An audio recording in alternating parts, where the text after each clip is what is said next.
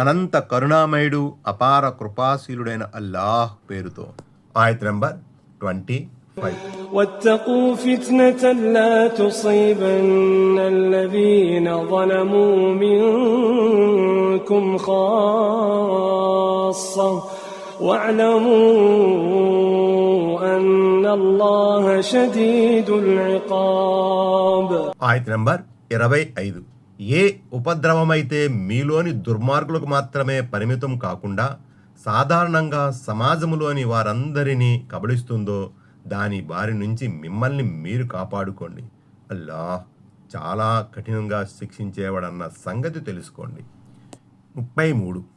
అధికారం చేచెక్కగానే సామాన్యులను ప్రముఖులను అందరినీ ఒకే విధంగా పరిగణించి వారిపై అన్యాయం చేసేవారు అని ఒక అర్థం. లేదా ప్రకృతి వైపరీత్యాలు, పెనుగాలులు, వరదలు, భూకంపాలు లాంటి ఆపదలు వచ్చిపడినప్పుడు ఆ ప్రదేశంలో నివసించే సజ్జనులు, దుర్జనులు అందరూ వాటి వాతన పడతారని దీని భావం కావచ్చు. లేదా కొన్ని హదీసుల ప్రకారం సమాజంలో మంచిని ప్రబోధించే, చెడులను నిర్మూలించే పనిని విడనాడటం మూలంగా జరిగే చెడు పర్యవసానాల్ని గురించి హెచ్చరించడానికి ఈ ఆయతు అవతరించి ఉంటుంది. ఆయత్ నంబర్ 26. واذكروا إذ أنتم قليل مستضعفون في الأرض تخافون أن يتخطفكم الناس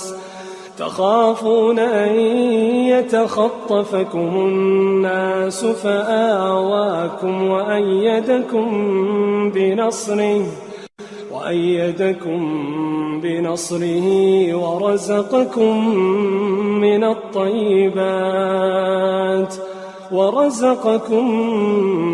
الطيبات لعلكم تشكرون.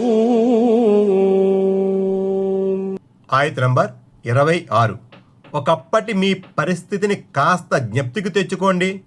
అప్పట్లో మీరు అవనిలో అల్ప సంఖ్యలో ఉండేవారు, మరీ బలహీనులుగా పరిగణించబడేవారు. ప్రజలు మిమ్మల్ని మట్టు పెడతారేమోనని మీరు భయంతో బిక్కుబిక్కుమంటూ ఉండేవారు. అలాంటి పరిస్థితిలో అల్లాహ్ మీకు ఆశ్రయమిచ్చి తన సహాయంతో మీకు బలిమిని ఇచ్చాడు.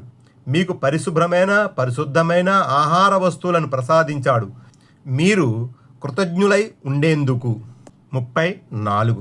మక్కాలో ఇస్లాం సందేశ ప్రచారం మొదలెట్టిన తొలి దశలో ముస్లింల పరిస్థితి ఎలాగుండేదో అడుగడుగున ఎటువంటి ప్రమాదాలు పొంచి ఉండేవో ఇక్కడ గుర్తు చేయబడింది.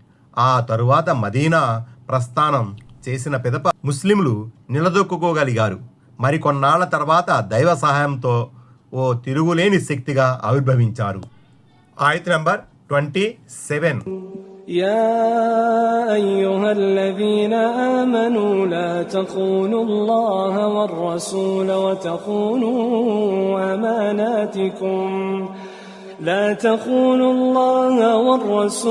وتخونوا أماناتكم وأنتم تعلمون. ఆయత్ నంబర్ 27. ఓ విశ్వాసులారా, మీరు అల్లాహకు ఆయన ప్రవక్తకు వారి హక్కుల విషయంలో ఉద్దేశపూర్వకంగా ద్రోహం తలపెట్టకండి. అప్పగింతల విషయాల్లో కూడా ద్రోహానికి పాల్పడకండి. 35. అల్లాహ్ మరియు ఆయన ప్రవక్త హక్కుల విషయంలో ద్రోహం చేయడం అంటే నలుగురిలో ఉన్నప్పుడు విధేయత కనబరిచి ఏకాంతంలో ఉన్నప్పుడు తద్భిన్నంగా వ్యవహరించడం అన్నమాట. వారు చేయమన్న వాటిలో దేన్నైనా పరిత్యజించడం, చేయకూడదన్న వాటిని ఉద్దేశపూర్వకంగా చేయడం కూడా ద్రోహబుద్ధి కిందకే వస్తుంది. ఇకపోతే అప్పగింతలు ఎవరైనా తమ దగ్గర ఏదైనా వస్తువును గాని నగదును గాని అమానతుగా అప్పగింతగా భద్రపరిస్తే దానిని సంబంధిత వ్యక్తులు వచ్చే వరకు సురక్షితంగా ఉంచాలి. దానిని కాజేయకూడదు. అప్పగింతలను కాపాడవలసిందిగా అంతిమ దైవ ప్రవక్త సల్లల్లాహు అలైహి వసల్లం వారు పదే పదే తాకీదు చేశారు. తన ప్రసంగాలలో దైవ ప్రవక్త సల్లల్లాహు అలైహి వసల్లం తరచూ అప్పగింతలను కాపాడని వానిలో విశ్వాసం లేదు, వాగ్దానాన్ని నిలబెట్టుకోని వానిలో ధర్మం లేదు అని నొక్కి వక్కాణించేవారని హదీసుల ద్వారా రూఢి అవుతుంది. ముస్నదే అహ్మద్ సంపుటి 3 పేజీ 135. ఆయత్ నంబర్ 28. واعلموا أنما أموالكم وأولادكم فتنة وأن الله عنده أجر عظيم. ఆయత్ నంబర్ 28. మీ సిరి సంపదలు, మీ సంతానం మీ పాలిట ఒక పరీక్ష అన్న సంగతిని తెలుసుకోండి. అల్లాహ్ వద్ద గొప్ప పుణ్యఫలం ఉందన్న విషయాన్ని కూడా విస్మరించకండి. 36. ఆస్తిపాస్తుల పట్ల, ఆలు బిడ్డల పట్ల గల మితిమీరిన మమకారమే మనిషిని ద్రోహానికి, హియానత్కు పాల్పడేలా చేస్తుంది.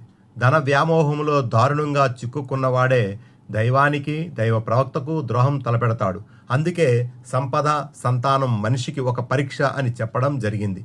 ఈ రెండింటి ద్వారా మనిషి పరీక్షించబడతాడు. ఒకవైపు మనిషి ఆస్తిపాస్తులను, ఆలుబిడ్డలను ప్రేమిస్తూనే మరోవైపు అమానతులను కాపాడతాడా లేదా? అల్లాహ్ పట్ల, ఆయన ప్రవక్త పట్ల నిష్కల్మషమైన అభిమానం కలిగి ఉంటాడా లేదా? తనపై మోపబడిన విధులను సజావుగా నిర్వహిస్తాడా లేదా? వీటన్నిటినీ అతను సక్రమంగా నెరవేరిస్తే దేవుడు పెట్టిన పరీక్షలో నెగ్గినట్లే, అన్యథా పరీక్ష పెట్టినట్లే. ఇట్టి పరిస్థితుల్లో ఈ సిరి సంపదలు, ఈ కన్నబిడ్డలే అతని పరాభవానికి ప్రధాన కారణంగా నిలుస్తారు.